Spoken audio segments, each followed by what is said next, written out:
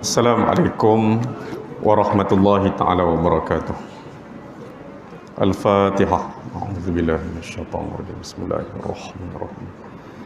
Alhamdulillahi rabbil alamin. Ar-Rahmanir Rahim. Maliki yaumiddin. Iyyaka na'budu wa iyyaka nasta'in. Ihdinas siratal mustaqim. Siratal ladzina an'amta 'alaihim ghairil maghdubi 'alaihim waladdallin. Amin. Alhamdulillahirabbil alamin. Wassalatu wassalamu ala asyrafil anbiya'i wal mursalin wa ala alihi wa ashabihi ajma'in. Rabbi shrah li sadri wa yassir li amri wahlul 'uqdatam min lisani yafqahu qawli. Subhanaka la ilma lana illa ma 'allamtana innaka antal alimul hakim. Wala hawla wala quwwata illa billahil aliyyil azim. Wala hawla wala quwwata illa billahil aliyyil azim. Wala hawla wala quwwata illa billahil aliyyil azim. Amma ba'd. Yang mulia Tuan Imam, pengurusi surau dan seluruh ahli jawatan kuasa, para ustaz, ustazah, tuan-tuan haji, perempuan hajah, muslimin dan muslimat, hadirin sidang jemaah yang dirahmati Allah Subhanahu wa taala sekalian. Alhamdulillah, kita panjatkan setinggi-tinggi kesyukuran kepada Allah Subhanahu wa taala kerana dengan limpahan rahmat dan kurniaan daripadanya kita berpeluang untuk sama-sama hadir pada malam yang berbahagia ini bagi mengikuti kuliah maghrib dui mingguan setiap hari Selasa yang pertama dan Selasa yang ketiga pada setiap bulan, untuk sama-sama kita mengikuti pengajian hadis Nabi sallallahu alaihi wasallam menggunakan kitab 40 hadis peristiwa akhir zaman yang disusun oleh Ustaz Fahmi Zamzam ataupun gelarannya Abu Ali Al-Banjari An-Nadwi. Alhamdulillah tuan-tuan sekalian, hari ini kita berada pada tarikh 14 Muharram tahun 1445 Hijriah. Mudah-mudahan Allah Ta'ala memberkati dan merahmati majlis kita pada malam ini, insya-Allah. Tuan-tuan sidang jemaah sekalian, insya-Allah pada malam ini kita akan sambung hadis yang ketiga. Hadis yang ketiga. Kita telah mengikuti sebanyak 2 buah hadis. Pada malam ini kita masuk hadis yang ketiga. Sebagaimana yang telah saya sebut dalam pertemuan-pertemuan yang lepas, kalau hadis itu pendek dan huraiannya pun pendek, ringkas, maka saya akan baca 2 buah hadis untuk setiap kali pertemuan kita. Tapi kalau hadis itu agak panjang dan huraiannya pun agak panjang, jadi cukup sebuah hadis saja untuk setiap kali kita kuliah maghrib. Jadi malam ni kita sambung hadis yang ketiga. Ya, ada baki berapa kitab tu tuan-tuan nak dapatkan, silakan masukkan duit dalam plastik tu saja. Ya. Baik, hadis ketiga pada malam ni berkaitan dengan seluruh dunia datang mengerumuni dunia Islam. Seluruh dunia datang mengerumuni dunia Islam. An Thawbana radhiyallahu anhu qala qala Rasulullah sallallahu alaihi wasallam yushikul umamu an tada'a alaikum kama tada'al akalatu ila qas'atiha faqala qail wa min qillatin nahnu yawma idh qala bal antum yawma idhin kathir walakinnakum ghutha'un ka ghutha'is sail wala yanzi'anna Allahu min suduri aduwikumul mahabata minkum wala yaqdhifanna Allahu fi qulubikumul wahn. Faqala qail ya Rasulullah wa mal wahnu? Qala hubbud dunya wa karahiyatul maut.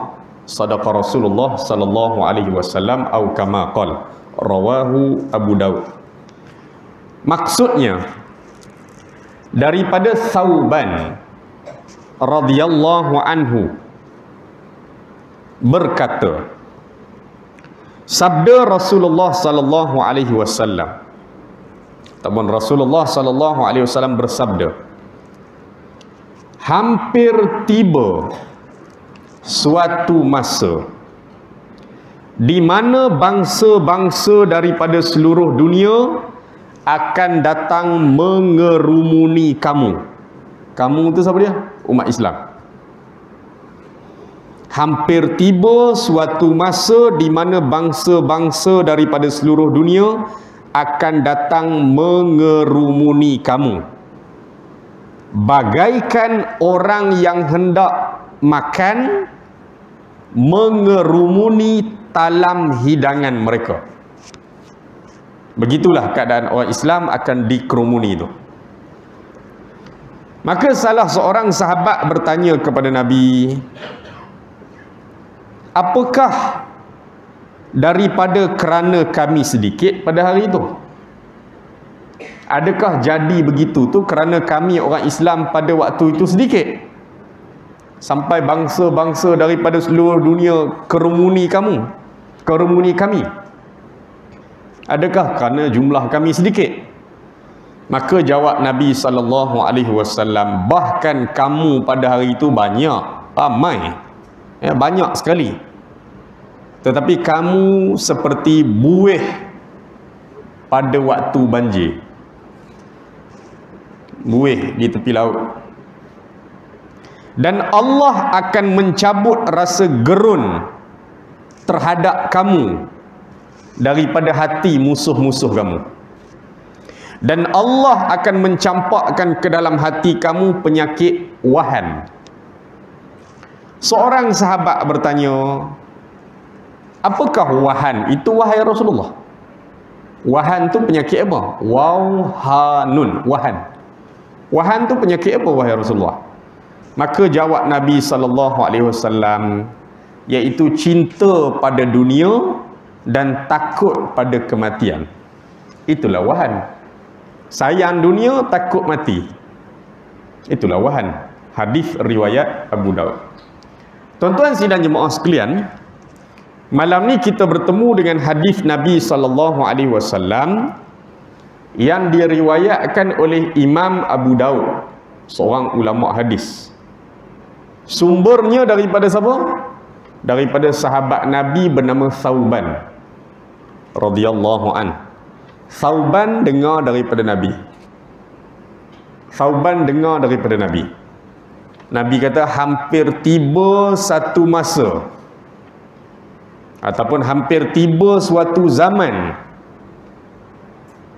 di mana bangsa-bangsa di seluruh dunia akan kerumun kamu, akan mengerumuni kamu. Hampir tiba keadaan di mana bangsa-bangsa di seluruh dunia akan kepung kamu, akan mengerumuni kamu, sebagaimana orang yang hendak makan, dia kerumun makanan dalam talam hidangan. Tuan-tuan pernah makan dengan talam? Dia kalau nak sebut ni kena sebut contoh, tidak tak faham. Kalau siapa tak pernah rasa makan guna talam tu susah nak cerita. Lalu bulan puasa, kalau di kampung-kampung dulu buka puasa tu dalam pakai guna talam. Duduk keliling talam tu 3-4 orang kan. Ataupun kalau dalam masyarakat kita hari ni yang masih meneruskan budaya seperti itu tu jemaah tabligh. Jemaah tabligh kan. Kalau mereka tumpang di mana-mana masjid surau tu, mereka makan sama-sama mereka tu pakai talam lah. Nasi duduk di tengah tu, ada lauk, ada sayur, makanlah, duduklah 3-4 orang keliling tu. Kalau badan kecil boleh sumbat, 5 boleh. Kami di asrama dulu bulan puasa selalu kami buat macam tu waktu zaman belajar dulu. Zaman belajar dulu bulan puasa. Bulan puasa selalu lah makan guna talam. Jadi badan kecil ni sampai 6 orang kami sumbat. Kalau besar tak boleh 3-4 orang tu lah. Kalau nak makan guna talam macam tu ramai-ramai, dia tak boleh duduk bersela, tak muat. Dia kena duduk di atas paha, kena duduk di atas kaki kiri, dan kaki kanan ditegakkan, kan? Baru boleh duduk 4-5 orang. Pakat duduk bersela belaka tak muat lah. Baik. Jadi tengah tu ada nasi. ada lauk. Kita kan kumun. Kumun mengelilingi talang tu. Ambil lauk, ambil nasi ratah. Nabi kata nanti kamu orang Islam akan jadi macam tu. Akan dikerumuni oleh bangsa-bangsa di seluruh dunia macam tu. Orang Islam ni satu masa nanti akan dikerumuni oleh bangsa-bangsa di seluruh dunia macam tu. Orang kumun kita. Orang pijak, orang ratah, orang nak makan kita. Sebagaimana kita duduk keliling talam yang ada makanan.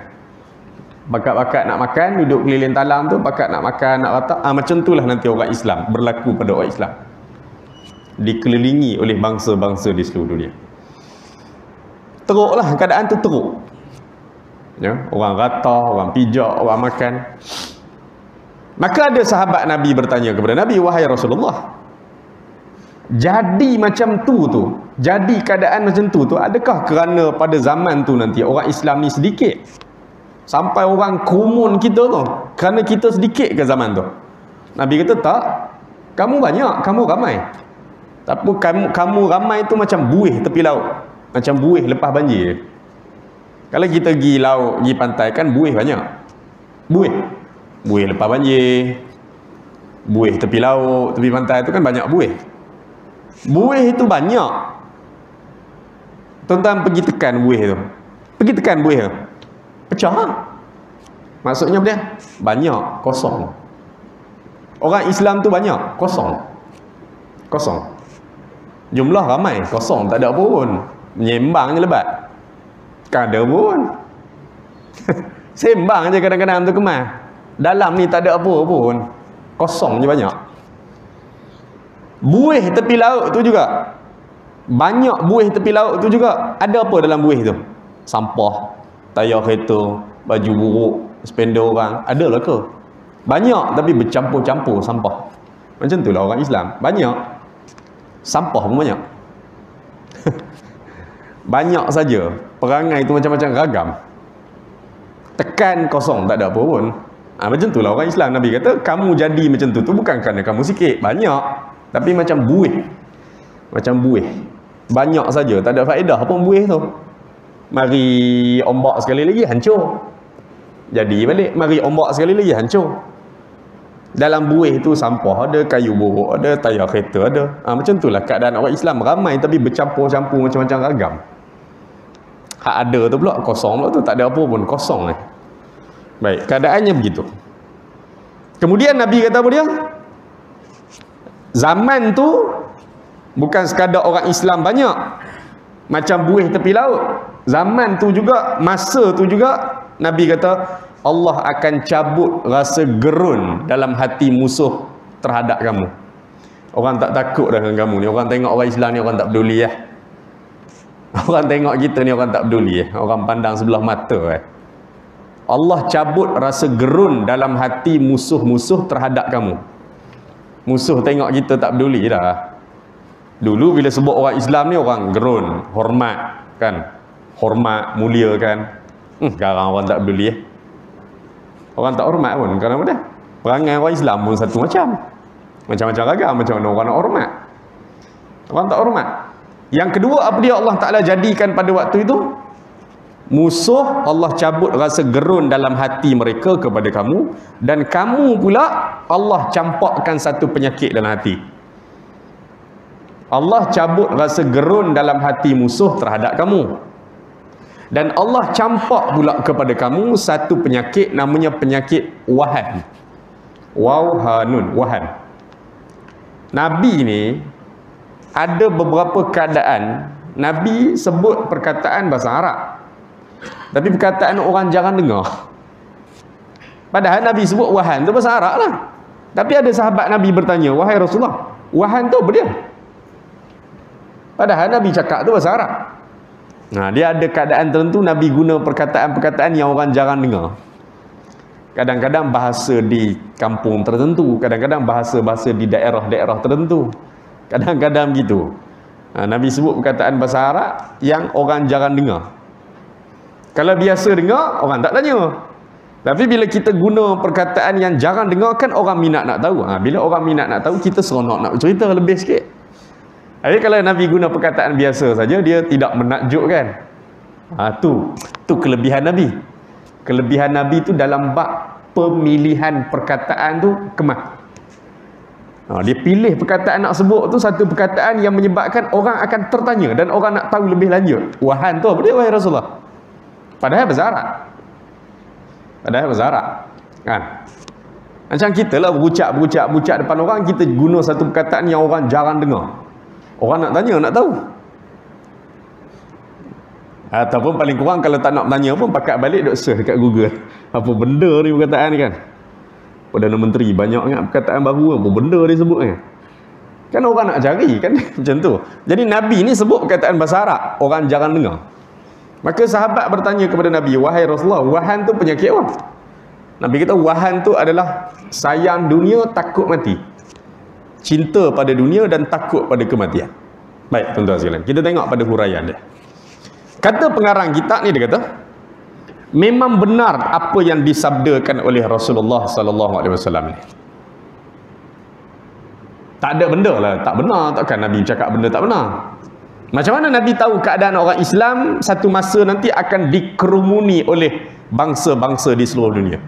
Musuh-musuh daripada seluruh dunia akan kerumun kita. Nabi tahu daripada mana? Keadaan tu tak berlaku waktu Nabi hidup. Keadaan tu tak berlaku di zaman 4 sahabat. Zaman Abu Bakar tak berlaku. Orang gerun pada orang Islam zaman tu. Orang hormat pada orang Islam. Tak berlaku zaman Umar, tak berlaku zaman Sayyidina Osman, tak berlaku zaman Sayyidina Ali. Dah berapa ratus tahun lepas tu barulah berlaku apa yang Nabi sebut ni. Nabi tahu daripada mana? Wahyu. Takkan Nabi tahu benda-benda nak berlaku di akhir zaman. Ni kitab kita, ni kitab 40 hadis tentang akhir zaman. Banyak Nabi sebut benda yang bakal berlaku. Nabi sempat dengan benda-benda yang Nabi sebut ni? Nabi tak sempat. Tapi Nabi tahu mana benda-benda ni akan berlaku? Wahyu daripada Allah.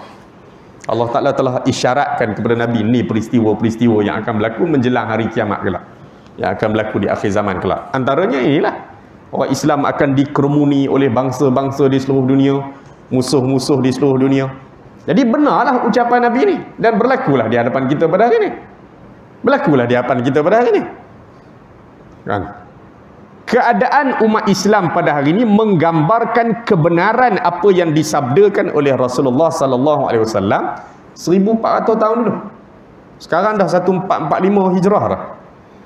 1445 tahun dulu Nabi sebut benda ni. Nabi sebut benda ni. Kita akan dikepung oleh bangsa-bangsa di seluruh dunia, musuh-musuh di seluruh dunia akan kepung orang Islam ni. Akan kerumun orang Islam ni. Pijak, lenyek, makan kan. Umat Islam walaupun mereka mempunyai bilangan yang banyak mana jumlah orang Islam? Iaitu 1000 juta. 1000 juta orang Islam, ataupun 1/5 penduduk dunia. 1/5 penduduk dunia hari ini adalah Muslim, ataupun bersamaan dengan 1000 juta. 1000 juta. Baik, ataupun 1/5 penduduk dunia. Tetapi mereka selalu dipersendakan dan menjadi alat permainan bangsa-bangsa lain. Ni pengarang kitab ni bila susun kitab ni?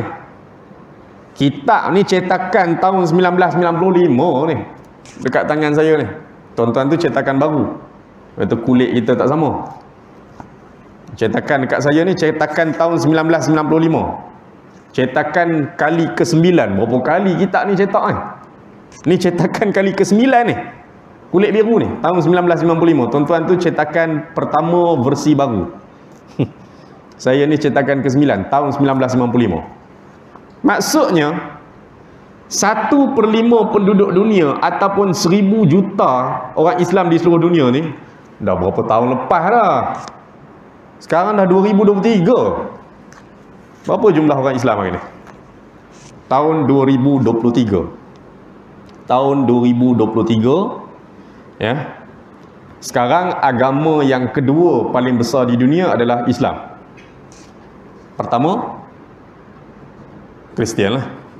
Kristian agama yang terbesar pertama di dunia hari ini. Yang kedua Islam. Yang kedua Islam.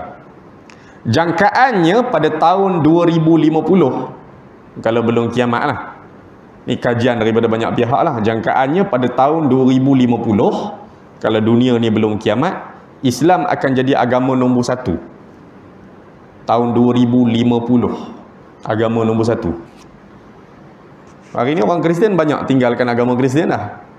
Tak percaya pada agama mereka dah. Jangkaannya 2050, Islam jadi agama nombor 1. Sekarang tahun 2023, berapa jumlah orang Islam di seluruh dunia? 2.01 bilion. 2.01 bilion. Sekarang 2023. Baik. Cuba kita tengok satu-satu. Ramai tak ramainya orang Islam sebagaimana Nabi sebut ni. Ramai tapi macam buih. Macam buih tepi laut. Buih tu banyak, kosong, tak ada faedah. Macam itulah orang Islam. Baik, negara mana orang Islam paling ramai? Negara mana orang Islam paling ramai? Indonesia. Jumlah orang Islam di Indonesia 2 tahun lepas, ni angka 2 tahun lepas, 200 juta. 241 juta. Kemudian Pakistan yang kedua, 178 juta. Pakistan. Kemudian India 172 juta. Kemudian Bangladesh 145 juta. Kemudian Nigeria 93 juta. Kemudian Iran 74 juta. Turki 74 juta. Algeria 34 juta. Maghribi 32 juta. Malaysia 22 juta Muslim. Indonesia nombor 1. Bukan negara Arab. Bukan negara Arab. Orang Islam paling ramai Indonesia. Indonesia paling ramai. Tapi Nabi kata apa dia? Kamu macam buih tepi laut. Banyak tapi kosong, bercampur-campur dengan sampah, tak ada faedah. Tetapi mereka selalu dipersendakan dan menjadi alat permainan bangsa-bangsa lain. Mereka ditindas, diinjak-injak, disakiti, dibunuh dan sebagainya. Tuan-tuan hidup lebih awal daripada saya. Lagi tuan-tuan tahu tentang sejarah konflik dunia ni. Tuan-tuan lebih awal daripada saya lahir. Lagi tuan-tuan tahu. Zaman moden kita ni semua orang tahu. Krisis kemanusiaan paling besar Palestin. Itu paling lama sampai hari ni tak selesai. Start daripada Yahudi menjajah tanah Palestin, kemudian dirikan negara Israel di atas tanah Palestin tu 1948 sampai hari ni. 1948 sampai hari ni. Mana lagi orang Islam pernah konflik? Filipina. Filipina, Moro dan Mindanao. Kawasan majoriti Muslim, Moro dan Mindanao. Konflik dengan kerajaan Filipina 40 tahun. Akhirnya bila berlaku perdamaian, ada lagi kumpulan-kumpulan yang nak ambil sikap, nak terus angkat senjata. Muncul MILF dan sebagainya. MNLF. MILF ni Islamic sikit, Moro Islamic Liberation Front.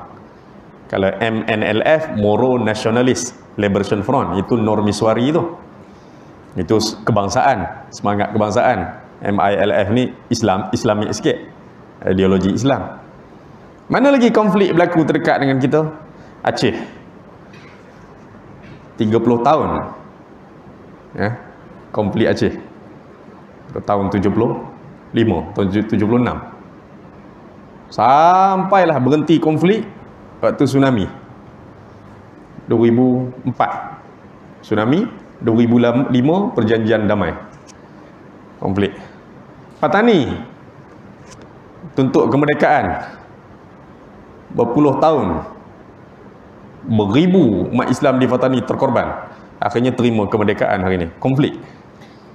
Padahal Patani itu dulu adalah kerajaan sendiri. Kerajaan Islam Patani. Kerajaan Islam Patani. Abang saya, kakak saya pernah belajar di Syria. Orang Islam di Syria tak panggil orang Patani itu orang Thailand. Mereka tak panggil orang Thailand. Mereka kekal panggil Muslim Fatani. Sebab mereka tahu di Fatani dulu ada kerajaan Islam, ada negara sendiri. Ada negara sendiri. negara Islam Fatani, Daulah Islam Fataniyah, kerajaan Islam Fatani. Mana lagi konflik di Algeria, di Lebanon. Konflik terbagi pada dua, sama ada Muslim dengan non-Muslim ataupun kerajaan dengan rakyat yang sama-sama Muslim, sebagaimana di Syria pada hari ini. Syria, sebagaimana berlaku di Mesir, kerajaan Mesir dengan rakyat, sebagaimana berlaku di Sudan, di Yaman, kerajaan dengan rakyat sama-sama Muslim. Begitu jugalah tempat Muslim dengan non-Muslim itu. Yahudi jajah Palestin tu Muslim dengan non-Muslim, Muslim sama Muslim pun ada. Kerajaan tindah rakyat di beberapa buah tempat dan sebagainya. Berlaku keadaan seperti itu. Bila berlaku keadaan demikian, rakyat pun bangkit angkat senjata lawan pemerintah, lawan kerajaan, kerana tak tahan dengan tekanan-tekanan. Biasanya tekanan ni sebab apa? Ekonomi. Ada daerah-daerah yang dikesampingkan oleh pemerintah, sebagaimana di Yaman. Ada daerah-daerah tertentu, wilayah-wilayah tertentu yang kerajaan tak beri perhatian. Bab apa? Ekonomi. Ekonomi. Akhirnya rakyat tengok, sudah masanya kita tuntut kemerdekaan, kita keluar je daripada Yaman ni. Kita buat je kita punya republik sendiri, negara sendiri. Angkat senjata. Bila angkat senjata, kerajaan balas dengan senjata. Bila kerajaan balas dengan senjata, akan ada negara-negara luar yang campur tangan bekalkan senjata kepada rakyat untuk terus angkat senjata. Sebagaimana berlaku di Syria. Bila rakyat, kerajaan tindah rakyat di setengah tempat, rakyat bangkit angkat senjata. Bila rakyat bangkit angkat senjata, ada negara-negara yang ambil kesempatan jual senjata kepada kumpulan-kumpulan rakyat untuk terus bertempur dengan pemerintah mereka. Akhirnya Muslim terus duduk dalam konflik yang berpanjangan, yang sampai bila pun kita tak tahu penyelesaiannya. Banyak Muslim ni, banyak, ramai. Tapi begitu keadaannya, dilaga-lagakan di seluruh dunia. Bangsa-bangsa daripada seluruh dunia, walaupun berbeza-beza agama, mereka bersatu untuk melawan dan melumpuhkan kekuatannya. Sebenarnya segala kekalahan kaum muslimin adalah berpunca daripada kaum muslimin itu sendiri, iaitu daripada penyakit yang Nabi sebut tadi, penyakit wahan tadi. Sayang dunia, cinta kepada dunia, dan takut kepada mati. Dua penyakit ni dia serangkai. Penyakit yang serangkai, bila sayang pada dunia, mesti nak hidup lama. Sayang pangkat, mesti nak pegang pangkat tu lama. Sayang kemewahan, mesti nak hidup lama. Bila nak hidup lama, takutlah dengan mati. Maka tak buatlah persiapan untuk hadapi mati. Maka dia akan bersangkutlah tu. Nabi kata penyakit wahan tu, sayang dunia, takut mati. Bila sayang dunia, automatik akan takut mati. Sebab nak panjang lagi umur. Nak panjang lagi umur, nak sihat lagi, rumah kalau boleh nak tambah lagi, kenderaan kalau boleh nak tambah lagi. Maka takutlah mati. Sebab apa? Oh, terlepas adalah. Hajat nak mewah ni, nak naik pangkat ni lagi, terlepas lah kalau mati. Maka tak sempatlah buat persiapan untuk mati. Jadi hari ni yang Nabi sebut dalam hadis ni, satu masa nanti orang Islam akan dikerumuni oleh musuh-musuh seluruh dunia tu. Satu ialah memang musuh Islam ni, memang itulah kerjanya. Kita tak nafikan lah. Memanglah kerja mereka menguasai kita. Betul tak tu? Yang tu kita tak boleh nafikan lah. Memanglah kerja mereka tu nak kuasai dunia. Yahudi nak kuasai dunia, Inggeris nak kuasai dunia, Portugis nak kuasai dunia, Perancis nak kuasai dunia. Betul lah tu. Memanglah tugas mereka begitu, nak kuasai dunia, nak kuasai kita. Betul lah. Tapi antara sebab kita mudah dikuasai, mudah dikerumuni itu, antara sebab besarnya kita, kelemahan kita. Kerana kita ada penyakit ni, penyakit yang Nabi sebut ni, wahan ni, sayang pada dunia. Kerana sayang pada dunia lah orang bergaduh dengan adik-beradik. Kerana sayang pada dunia lah orang bergaduh adik-beradik. Ayah mati, ayah meninggal, mak meninggal, gaduh adik-beradik. Kerana apa dia? Kerana dunia. Kerana tak berebut benda dunia yang sampai putus hubungan adik-beradik lah. Yang kadang-kadang hubungan jiran tetangga jadi tak elok tu kerana benda dunia, gaduh benda dunia. Bukan gaduh benda agama. Gaduh tu gaduh kerana nak berebut benda dunia. Masing-masing nak memiliki benda tu. Sebab tu tuan-tuan, kalau tuan-tuan minat apa dia sejarah Islam, kerajaan Islam yang terakhir sekali yang pernah bertapak di atas dunia ni Kerajaan Islam Turki Osmaniyah. Dia susunan dia begini. Dulu saya pernah bentang dulu kat sini kalau tuan-tuan ingat tu. Lepas Nabi wafat, Nabi ni pusat pemerintahan dia di Madinah. Pusat pentadbiran dia di Madinah. Islam tersebar dah ke banyak tempat lain. Tapi pusat pemerintahan dia di Madinah lah. Begitulah zaman Abu Bakar. Islam dah tersebar ke banyak tempat. Tapi pusat pemerintahan dia kekal di Madinah lagi lah. Dia punya center dia tu. Umar, Osman, pusat pemerintahan dia di Madinah. Walaupun Islam dah tersebar ke banyak tempat lah. Jadi mereka jadi khalifah. Bila Islam dah tersebar ke tempat ni, maka dilantik gubernur di sini. Dilantik gubernur, lantik gubernur, lantik gubernur, lantik gubernur. Gubernur-gubernur ni wakil pada khalifah.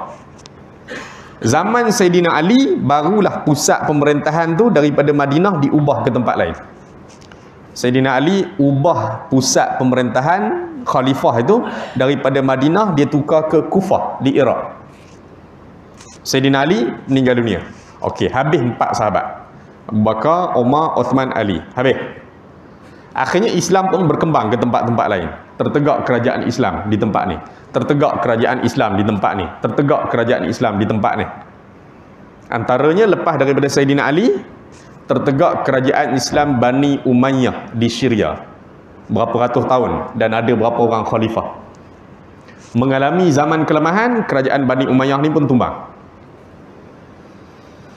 Tertegak kerajaan Bani Umayyah di Spanyol pula. Ada berapa ratus tahun memerintah, ada berapa orang khalifah. Mengalami zaman kelemahan, kerajaan Bani Umayyah di Spanyol tumbang. Tertegak pula kerajaan Islam Bani Abbasiyah, berpusat di Baghdad, Iraq. Berapa ratus tahun, ada berapa puluh orang khalifah. Mengalami zaman kelemahan, tumbang. Tertegak pula kerajaan Bani Abbasiyah di Mesir pula. Berapa ratus tahun, ada berapa puluh orang khalifah. Mengalami zaman kelemahan, tumbang. Last sekali kerajaan Turki Osmaniyah. Kerajaan Turki Osmaniyah ni lama. Daripada tahun 1288 sampai 1924. 636 tahun. Lama. 1288 sampai 1924. Kerajaan Osmaniyah, pusat pemerintahannya di Istanbul. Wilayah-wilayah yang dikuasai oleh Turki Osmaniyah ni besar sampai ke tanah Melayu. Sampai kerajaan Islam Melaka bernaung di bawah kerajaan Osmaniyah. Sampai kerajaan Islam Aceh Darussalam bernaung di bawah kerajaan Osmaniyah. Besarnya empayar Osmaniyah ni. Sebahagian negara-negara Inggeris tunduk kepada kerajaan Osmaniyah. Negara-negara Arab duduk bawah kerajaan Osmaniyah. Mekah, Madinah, Mesir, Syria, Jordan, Libya, Algeria bernaung di bawah kerajaan Osmaniyah. Mengalami zaman kelemahan, akhirnya tahun 1924 kerajaan Osmaniyah tu tumbang. Tumbang tu maksudnya apa dia? Satu persatu wilayah-wilayah yang bernaung di bawah dia semua terlepas kepada pihak penjajah. Terlepas pada Inggeris, Perancis, Itali, Portugis. Terlepas satu-satu kepada pihak penjajah barat. Sama ada Portugis, Perancis, Itali ataupun Inggeris. Tanah Melayu, Inggeris. Belanda pun sempat, Portugis. Indonesia, Belanda. Filipina, Spanyol. Negara-negara Arab kebanyakannya Perancis ataupun Inggeris. Terlepas. Dulu-dulu bila dok baca sejarah kerajaan Turki Osmaniyah ni, saya dok baca, dok dengar orang ceramah. Jahatnya barat ni, jahatnya Inggeris ni. Tumbangkan kerajaan Osmaniyah sampai satu-satu wilayah-wilayah yang bernaung di bawah kerajaan Turki Osmaniyah ni terlepas pada mereka. Kita dok baca jahatnya penjajah. Lama dok baca ikuti balik sebab apa jatuh kerajaan Osmaniyah. Antara sebab besarnya adalah kejahatan khalifah-khalifahnya. Khasnya khalifah-khalifah yang akhir dalam pemerintahan kerajaan Osmaniyah. Ada khalifah yang naik jadi khalifah, berebut jawatan, bunuh adik-beradik untuk naik jadi khalifah. Ada khalifah yang jadi khalifah tu lama sangat memerintah sampai mabuk-mabuk dalam istana ni jadi benda biasa. Ada khalifah kaki perempuan, ada khalifah kaki minum arak. Ya, teruk keadaan tu. Khalifah-khalifah yang akhir kerajaan Osmaniyah ni, yang dah tak berpegang kepada agama dengan sebenarnya. Keadaannya begitu. Mabuk arak, naik jadi khalifah, bunuh adik-beradik kerana nak naik jadi khalifah. Teruk. Kaki perempuan. Jadi bila baca-baca tu, patutlah benda yang Nabi sebut ni. Nabi sebut jumlah orang Islam ramai tu, betul lah. dan mereka dihinggapi penyakit wahan, sayang pada dunia dan takut pada mati. Nak memerintah lama, nak mewah, nak apa semua, akhirnya tak sempat buat persiapan untuk mati. Takut nak mati. Takut mati. Maka kata pengarang kitab ni, dia kata sebenarnya segala kekalahan kaum muslimin berpunca dalam diri kaum muslimin itu sendiri. Kadang-kadang kita dok marah orang bukan Islam lah apa semua. Kita kadang-kadang dok marah, ni keliling kita dok marah bangsa lain dok. Tapi tak tengok apa benda kelemahan pada orang Islam tu sendiri. Tak nampak kelemahan pada orang Islam tu ni. Saya sehari dua ni bila orang dok jemput kuliah ceramah khas sempena Ma'al Hijrah ni, saya sebut benda ni walaupun benda ni sensitif tapi kena sebut. Kita ni di Malaysia ni dan di mana-mana tempat, kita ni Allah Ta'ala takdirkan kita hidup dengan masyarakat majmuk. Ada Muslim, ada non-Muslim, ada bangsa-bangsa lain. Kena terima, ni takdir Allah begitu. Kita hidup masyarakat majmuk, berbilang kaum dan agama. Ada orang Cina perangai tak elok? Ada. Tapi semua Cina perangai tak elok? Tak ada. Hak Cina elok. Ada orang India perangai tak elok? Ada. Ada orang India perangai elok? Ada. Ramai India perangai elok. Boleh kawan kita, sembang kita elok. Ada orang Melayu perangai tak elok? Berlambak. Ada tak orang Melayu perangai elok? Ada. Jadi perangai tak elok ni ada pada semua kaum. Maka tak boleh ada beberapa orang perangai tak elok, kita anggap semua kaum tersebut begitu. Saya tak setuju. Sampai hari ni saya tak berkenan orang duk melampau-lampau, duk hina warga asing, duk hina Rohingya. Sampai hari ni saya tak berkenan. Perlembagaan tu satulah, bab kedaulatan undang-undang apa semua tu, kerajaan kena beri perhatian apa semua tu, tak apalah. Tapi bab duk pelekeh mereka, duk hina warna kulit, duk hina mereka ni busuk, kotor apa semua ni, macam mereka tu tak ada maruah harga diri, macam mereka tu bukan saudara Muslim kita, saya tak berkenan. Saya tak berkenan. Hari ni orang kan nak halau Rohingya keluar daripada Malaysia kerana kedaulatan negara, silalah. Benda-benda yang ada kaitan dengan kedaulatan undang-undang tu sila. Tapi duk hina mereka sebagai manusia, sebagai saudara Muslim, hina, lekeh macam tak ada nilai, agama larang. Agama larang. Kalau mereka ada buat jenayah di tempat kita, kita ada peraturan negara lah. Kita ada polis, kita ada peraturan negara. Bukan duk hina warna kulit orang, duk pelekeh warna kulit orang dan sebagainya. Kerana beberapa orang buat silap, akhirnya kita anggap satu kaum tu adalah kaum yang busuk, yang bermasalah. Tak boleh. Yang pilih jadi Cina, yang pilih jadi Melayu, yang pilih jadi India, yang pilih jadi Indonesia, yang pilih Jawa, yang pilih Banjar, Allah yang tetapkan orang tu jadi kaum apa, bangsa apa. Baik. Termasuklah orang bukan Islam di hadapan kita pada hari ini. Yang kita kena terima, kita hidup bercampur gaul dengan non-Muslim. Sama ada non-Muslim tu jiran tetangga kita ataupun kawan kita di tempat kerja, kawan di kampung, kenalan dan sebagainya, non-Muslim di hadapan kita. Jadi sebagaimana yang disebut oleh pengarang kita ni, banyak kelemahan yang berlaku ni Muslim kita yang tak perbaiki keadaan diri kita. Jadi depan kita ni ada orang bukan Islam, ada orang bukan Islam yang perangai tak senonoh tu tak senonoh lah, perangai tak elok tu tak elok lah. Depan kita ni, kalau kita anggap depan kita orang bukan Islam ni sebagai musuh, maka sampai bila pun kita tak pernah nak bercakap tentang Islam pada mereka, sebab kita dah memang anggap musuh. Stop, habis, setakat tu je lah, tamat. Bila kita anggap semua orang bukan Islam di hadapan kita ni musuh, maka tamat, habis, ruang dakwah kita sudah tutup. Tapi bila kita anggap di hadapan kita ni non-Muslim yang hidup bersama dengan kita ni peluang dakwah untuk kita, peluang dakwah, maka kita akan berusaha nak bercakap dengan dia tentang Islam, berusaha untuk tunjuk akhlak yang baik sebagai Muslim, kerana dia ni peluang dakwah. Tapi kalau daripada awal semua non-Muslim kita anggap musuh, bermakna kita dah tutup ruang dakwah. Habis. Dah habis. Sebab tu bila Nabi berdakwah ke Taif, lepas tekanan di Mekah begitu teruk, layanan penduduk di Mekah pada Nabi teruk, Nabi keluar berdakwah ke Taif. 10 hari Nabi duduk di Taif, layanan penduduk Taif pun cukup buruk. Pemimpin-pemimpin di Taif, upah budak-budak bodoh yang tak tahu apa ni, lempar Nabi dengan batu dan kayu sampai Nabi keluar daripada Taif dalam keadaan berdarah-darah. Malaikat Jibril turun pada Nabi, tawarkan kepada Nabi, wahai Rasulullah, kamu nak tak kami para malaikat angkat bukit Taif dan bukit Qa'an. Dua bukit ini dekat dengan situ.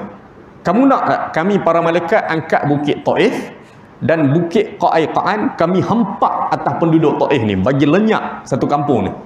Nabi kata jangan, aku tak nak. Aku berdoa pada Allah mudah-mudahan daripada zuriat keturunan mereka nanti lahir zuriat mereka yang beriman pada Allah. Padahal kalau Nabi kata ya, malaikat angkat bukit Taif dan bukit Qaiqaan, lenyap terus penduduk Taif. Nabi kata ya saja. Nabi tak nak. Kerana apa dia? Nabi melihat ni ruang dakwah. Hari ni ayah mereka tak setuju, tok mereka tak setuju, tak apa. Mereka ada anak cucu cicit zuriat keturunan mereka yang boleh jadi akan datang diberi hidayah oleh Allah. Jadi kalau tuan-tuan nampak depan kita ni semua sekali non-Muslim adalah musuh pada Islam, maka tamat. Tutup, dakwah habis. Tapi kalau tuan-tuan nampak benda tu peluang, maka kita akan berusaha dekati mereka. Cuba bercakap, tunjukkan akhlak kita sebagai Muslim. Boleh jadi hari ni mereka tak terima Islam, lambat laun mana kita tahu. Itu baik, sangat baik bila ada seorang diberi hidayah oleh Allah kerana usaha kita. Baik dan besar pahalanya pada hari akhirat kelak. Tapi kalau awal kita dah tutup, habis. Semua non-Muslim keliling kita ni kita dah anggap musuh, habis. Hanya kerana ada beberapa orang yang perangai tak elok, akhirnya semua non-Muslim kita anggap musuh dengan kita. Habis. Maka sebab tu pengarang kitab ni kata, kekalahan kaum muslimin ni banyak berpunca daripada diri sendiri. Antaranya puncanya adalah penyakit wahan, sayang pada dunia dan juga takut pada mati, iaitu campuran daripada dua unsur yang selalu wujud dalam bentuk kembar dua, iaitu cinta dunia, takut mati. Kedua-dua penyakit ini tidak dapat dipisahkan. Dia tak boleh pisah, dia tak mungkin ada salah satu. Dia sayang dunia takut mati tak? Tak, dia mesti ada dua-dua. Bila dia sayang dunia, dia nak hidup panjang, nak hidup lama. Bila nak hidup lama, maka dia takut sakit. Dia takut masuk hospital, dia takut bila tua, dia takut uzur. Kerana dia tak bersiap nak mati, kerana dia nak hidup lama lagi. Maka penyakit ni penyakit kembar. Kedua-dua penyakit ni tidak dapat dipisahkan. Cinta dunia, maka dia akan jadi orang yang tamak, rakus, bakhil, kedekut, berkira dan tidak mahu mendermakan harta pada jalan Allah, pada benda-benda baik. Takut habis. Dia takut habis dah. Takut mati pula bermakna leka dengan kehidupan dunia dan tidak membuat persiapan untuk menghadapi negeri akhirat dan tidak ada perasaan untuk berkorban dengan diri dan jiwa dalam memperjuangkan agama Allah. Ya. Dia tak buat persiapan kerana dia nak hidup. Tuan-tuan tengok sehari dua ni bila Profesor apa dia? Ustaz apa nama dia? Sabri apa? Usim, pensyarah Usim. Meninggal dunia waktu menyampaikan kuliah subuh. Kalau tuan-tuan tengok video tu, tuan-tuan tak cemburu dengan kematian dia, tuan-tuan pelik. Kalau kita tengok video kematian tu, kita tak cemburu dengan kematian dia, kita pelik. Semua orang cemburu dengan kematian dia. Ucapan terakhir dia untuk meneruskan kuliah dia tu, perkataan terakhir daripada mulut dia, Allah Subhanahu Wa Ta'ala. Tak lepas dah nak terus, dia pun jatuh. Dan sebelum dia sebut perkataan Allah Subhanahu Wa Ta'ala tu, dia sempat baca satu ayat Quran. Ya? Ayat Quran yang menceritakan tentang manusia ni akan dikumpul beramai-ramai pada hari akhirat kelak di hadapan Allah. Tu antara ayat yang akhir dia baca di penghujung sebelum dia hadapi kematian. Mudah. Terus di situ saja. Tak sampai ke hospital, meninggal. Siapa yang tengok video tu akan cemburu dengan kematian. Sebab tu kita belajar sebelum ni, kita mati ni urusan Allah. Kita mati di mana, mati umur berapa, tarikh bila, pukul berapa, jam berapa, saat berapa, tu urusan Allah, tak ada siapa tahu. Tetapi dia ada kebiasaan. Kita mati dengan kebiasaan apa yang kita buat waktu hidup.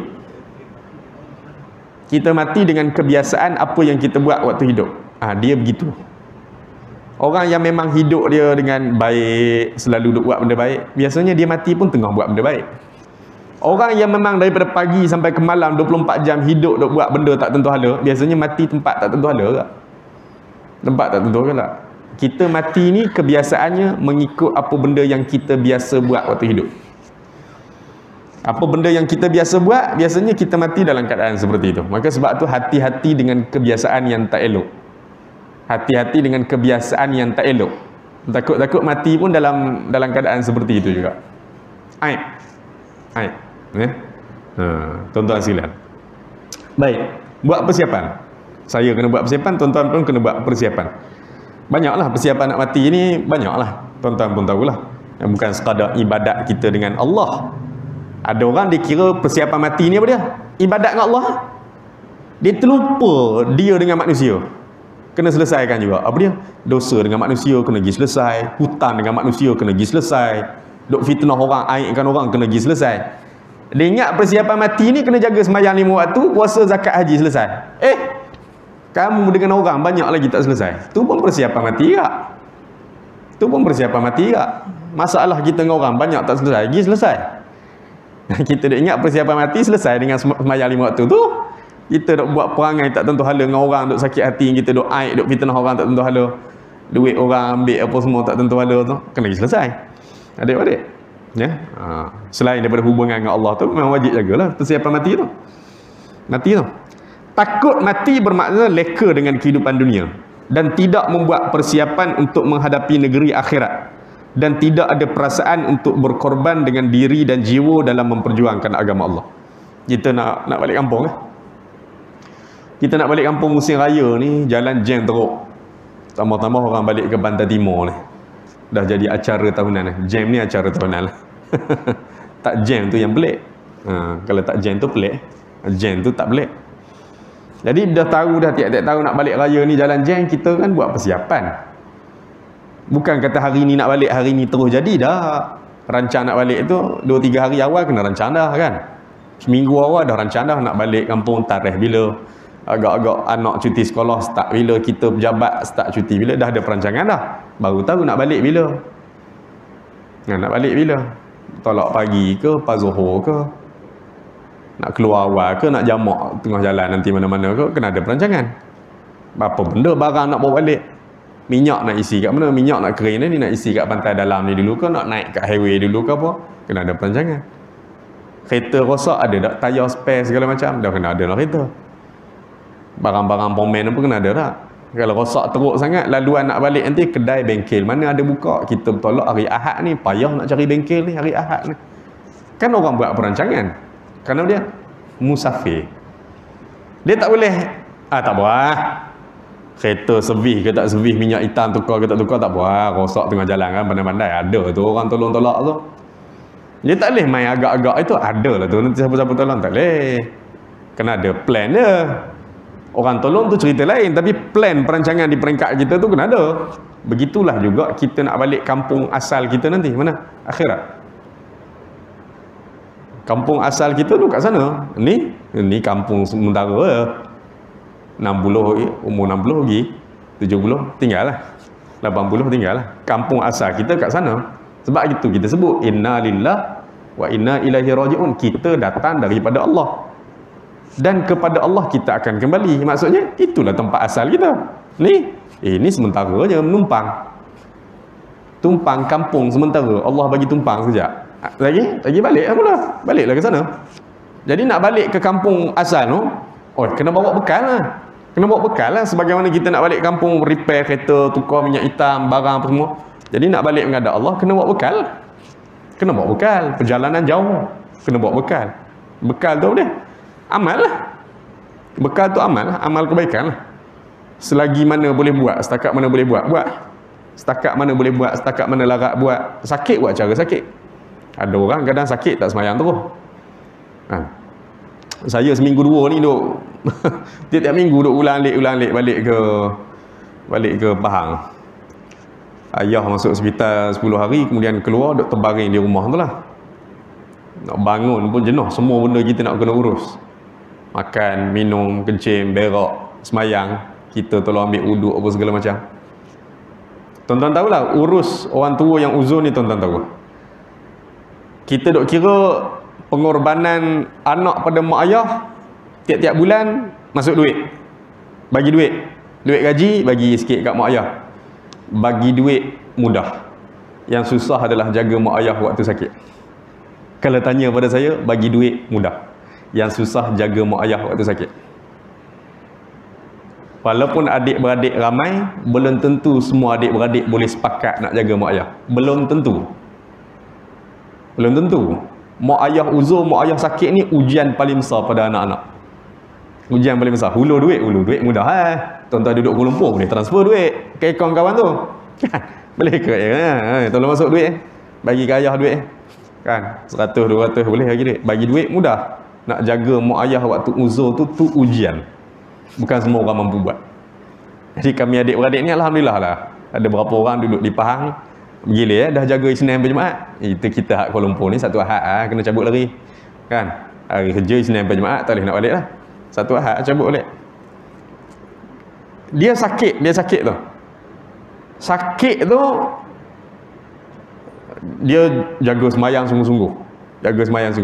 Sakit tu maksudnya sejam sebelum azan lagi dia dah tanya kita dah masuk waktu belum. Dia kebiasaan tu dia akan lekat kat kepala kita. Kebiasaan kita buat waktu sihat sampai sakit Allah Ta'ala jadikan benda tu mudah untuk kita. Kerana kita dah biasa. Sejam dah ready dah ambil wudu, standby dah kat tempat semayang. Orang tua macam tu kan. Standby dah. Orang tak azan lagi masjid tu. Masjid surau tak azannya dia sampai dah. Dia kebiasaan dia begitu. Sampai sakit pun Allah Ta'ala jadikan benda tu mudah untuk terlintas di kepala dia. Dia akan tanya kita, masuk waktu dah? Kalau masuk waktu dah, kita tolong ambil wuduk. Kita ambil wuduk untuk dia. Walaupun dia semayang tu tak sempurna dah, tapi tetap nak jaga semayang. Dia semayang tu tak sempurna dah. Semayang atas katil sampai terbaring ni masalah. Dia berapa kali angkat takbir pun dia tak ingat dah. Kan? Lepas angkat takbir duk Allahu akbar kabira berapa kali ya? Berapa kali Allahu akbar kabira alhamdulillah katsira. Setiap takbir itu Allahu akbar kabira. Duk doa iftitah panjang. Fatihah entah ke mana. Tapi Allah Taala tanamkan perasaan nak semayang walaupun sakit, Maka orang yang sihat dia kena rasa malu. Orang sihat kena rasa malu bila tak jaga urusan semayang. Orang sihat kena rasa malu tak jaga urusan semayang.